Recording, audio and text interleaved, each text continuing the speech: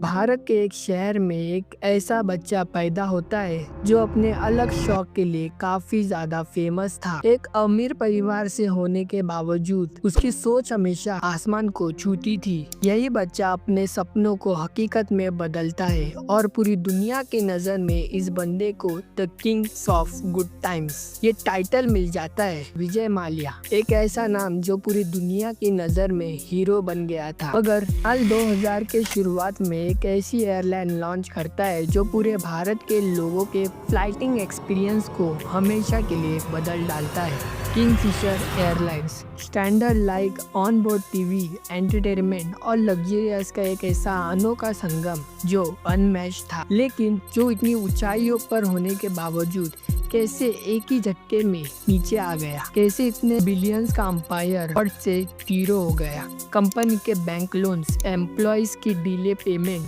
मुसीबत कंपनी पर आ गई। कैसे हीरो से विलन बन गया द विजय माल्या। आज की इस डॉक्यूमेंट्री में हम कवर करेंगे। साल 1955 में कर्नाटक के एक छोटे से गांव में विजय माल्या पैदा होते। इनके पिता विट्ठल माल्या जो यूनाइटेड ब्रेवरीज के चेयरमैन थे। इसी के कारण यूबी ग्रुप का चेयरमैन बनाया जाता है। बेसिकली एक अल्कोहलिक कंपनी थी जो अलग अलग बिजनेसेस पे एक्सपांड हुई थी। के पिता ने यूबी ग्रुप को एक ग्लोबल पावर हाउस बनाया था। At the age of 28 Vijay UB group के चेयरमैन बनते हैं। जो विजन कंपनी को एक्सपांड करने का था वो हकीकत में बदलने का टाइम आ गया। अब भारत के लोगों में काफी ज्यादा यंगस्टर की मात्रा है। विजय ने अपना first brand the Kingfisher beer launch किया जिसके टारगेटेड कस्टमर भारत के यंगस्टर थे। फर्स्ट आउटलेट खुला भारत के बेंगलोर सिटी में द पब नाम से, जहां किंगफिशर के बियर्स काफी मात्रा में बिका करते थे। ताकि बाद में 10 से 12 आउटलेट और खोले गए। लोगों की जुबान पर सिर्फ एक ही नाम था, दैट इज किंगफिशर। बाद में इसे पूरे भारत में एक्सपांड किया गया। साथ ही एग्रेसिव एडवर्टाइजमेंट के चलते लोगों के अटेंशन को पूरी तरह से ग्रैब किया। मगर उन दिनों सरकार ने अल्कोहलिक के किसी भी पदार्थ और नशीले चीजों के ऊपर एडवर्टाइजमेंट पूरी तरह से बैन थी। अब माल्या को काफी टेंशन हुआ था। लेकिन अब बंदे का पूरा फोकस ये मार्केटिंग पर था। सरोगेट एडवर्टाइजमेंट के चलते किंगफिशर ने अपनी ब्रांडिंग को तगड़ी की। हालांकि इनडायरेक्टली अपने कंपनी का नाम प्रमोट कर रहा था, ट्रू बॉटल्स एंड सोडा, जिस पर भी देखो किंगफिशर ही नाम था। कंपनी के साथ the Kings of good times ये टैग भी काफी ज्यादा वायरल हुआ और यूबी ग्रुप नेक्स्ट लेवल तक ग्रो किया। 2005 में माल्या ने एक नए बिजनेस में एक्सपांड किया, that is aviation business. Aviation उन दिनों भारत में काफी कम मात्रा में थी, जहां लोगों को काफी अफोर्डेबल प्राइस रेंज में डोमेस्टिक ट्रैवल मिलता था। हाँ, बाकी के लोग भारत में अब तक किसी ने भी इतने एक्सपेंसिव लेवल पर कभी भी एयरलाइंस नहीं स्टार्ट किया। किंगफिशर एयरलाइंस ये एविएशन सेक्टर में एंट्री की, जहां लोगों के फ्लाइटिंग एक्सपीरियंस को काफी हद तक बदल दिया। Service like high quality foods, TV, entertainment like private jet. Mallya की नज़र इंटरनेशनल मार्केट पर थी, जो जल्दी किंगफिशर की उड़ान आउट ऑफ कंट्री करने वाले थे। But according to government airlines international का लाइसेंस 5 साल डोमेस्टिक फ्लाइट के बाद मिलता है।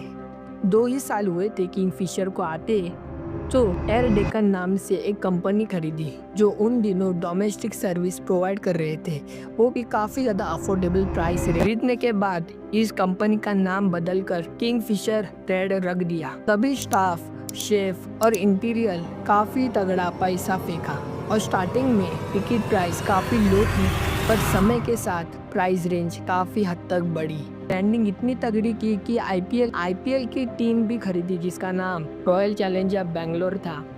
यही प्राइवेट जेट विजय माल्या अब हर तरफ लाइमलाइट पर आ गया था। कस्टमर को तो फ्लाइटिंग एक्सपीरियंस तगड़ा दे रहे थे, मगर वो भी जीरो प्रॉफिटेबिलिटी पर। 2008 में ग्लोबल रिसेशन के चलते fuel price effect directly Kingfisher airlines पर दिखा, जहां वो लग्जरियस फ्लाइट और ड्रीम सर्विस पैसेंजर को दे रहे थे। बाद में इनकी प्रॉफिटेबिलिटी को देखकर काफ़ी हद तक लोग शॉक हो गए। कंपनीज के ऊपर एक्सपेंसेस बढ़ते जा रहे थे, जिसके कारण माल्या ने कई अलग अलग बैंकों से लोन लिया। कंपनी पर बुरा असर पड़ा।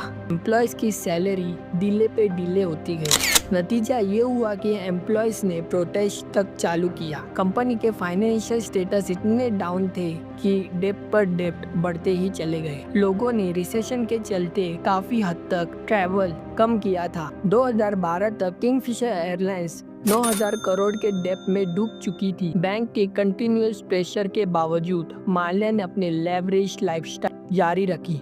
2013 में ऑफिशियली किंगफिशर एयरलाइंस को ग्राउंड कर दिया गया, यानी कि स्नीज किया गया। एक ऐसे सपनों का एंड हुआ जो एक समय में सबके लिए एक इंस्पिरेशनल था। 2016 में फाइनेंशियल फ्रॉड और मनी लॉन्ड्रिंग के एलिगेशन के बीच विजय माल्या ने भारत छोड़ दिया। विजय माल्या की कहानी एक वार्निंग है जो अनचेक, एम्बिशियस और लैक ऑफ रिस्पॉन्सिबिलिटी एक बड़े एम्पायर को गिरा सकती है।